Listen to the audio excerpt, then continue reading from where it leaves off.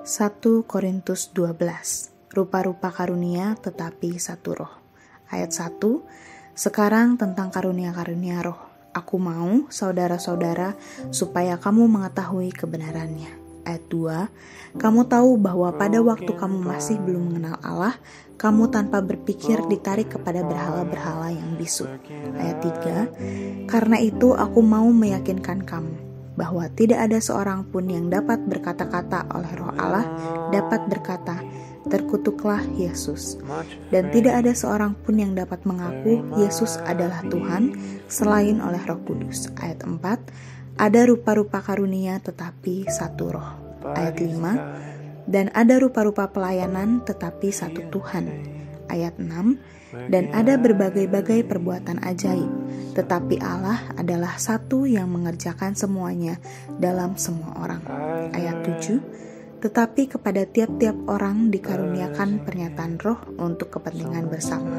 Ayat 8. Sebab kepada yang seorang roh memberikan karunia untuk berkata-kata dengan hikmat, dan kepada yang lain roh yang sama memberikan karunia berkata-kata dengan pengetahuan.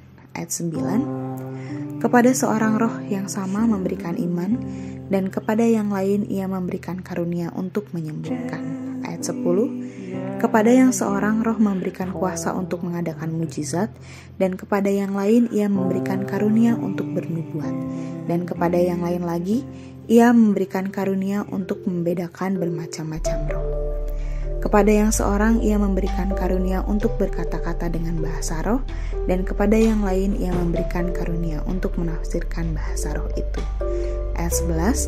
Tetapi semuanya ini dikerjakan oleh roh yang satu dan yang sama, yang memberikan karunia kepada tiap-tiap orang secara khusus, seperti yang dikehendakinya. Banyak anggota tetapi satu tubuh. Ayat 12. Karena sama seperti tubuh itu satu dan anggota-anggotanya banyak, dan segala anggota itu sekalipun banyak merupakan satu tubuh. Demikian pula Kristus. Ayat 13. Sebab dalam satu roh kita semua, baik orang Yahudi maupun orang Yunani, baik budak maupun orang merdeka, telah dibaptis menjadi satu tubuh, dan kita semua diberi minum dari satu roh. Ayat 14. Karena tubuh juga tidak terdiri dari satu anggota, tetapi atas banyak anggota. Ayat 15. Andai kata kaki berkata, karena aku bukan tangan, aku tidak termasuk tubuh. Jadi, benarkah ia tidak termasuk tubuh? Ayat 16. Dan andai kata telinga berkata, karena aku bukan mata, aku tidak termasuk tubuh. Jadi, benarkah ia tidak termasuk tubuh? Ayat 17. Andai kata tubuh seluruhnya adalah mata, di manakah pendengaran? Andai kata seluruhnya adalah telinga, di manakah penciuman? Ayat 18. Tetapi Allah telah memberikan kepada anggota masing-masing secara khusus suatu tempat pada tubuh, seperti yang dikehendakinya. Ayat 19. Andai kata semuanya adalah satu anggota, di manakah tubuh? Ayat 20. Memang ada banyak anggota tetapi hanya satu tubuh. Ayat 21. Jadi mata tidak dapat berkata kepada tangan, aku tidak membutuhkan engkau. Dan kepala tidak dapat berkata kepada kaki, aku tidak membutuhkan engkau. Ayat 22.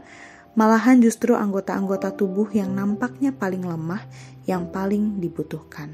Ayat 23. Dan kepada anggota-anggota tubuh yang menurut pemandangan kita kurang terhormat, kita diberikan penghormatan khusus. Dan terhadap anggota-anggota kita yang tidak elok, kita berikan perhatian khusus. Ayat 24. Hal itu tidak dibutuhkan oleh anggota-anggota kita yang elok. Allah telah menyusun tubuh kita begitu rupa sehingga kepada anggota-anggota yang tidak mulia diberikan penghormatan khusus. Ayat 25. Supaya jangan terjadi perpecahan dalam tubuh, tetapi supaya anggota-anggota yang berbeda itu saling memperhatikan. Ayat 26. Karena itu jika satu anggota menderita, semua anggota turut menderita. Jika satu anggota dihormati, semua anggota turut bersukacita. Ayat 27.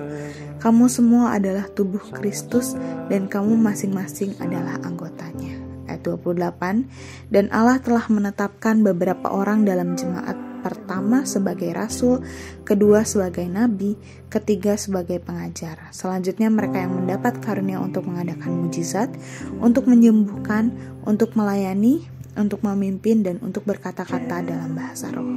Ayat 29, adakah mereka semua rasul atau nabi atau pengajar? Adakah mereka semua mendapat karunia untuk mengadakan mujizat? Ayat 30, atau untuk menyembuhkan, atau untuk berkata-kata dalam bahasa roh, atau untuk menafsirkan bahasa roh?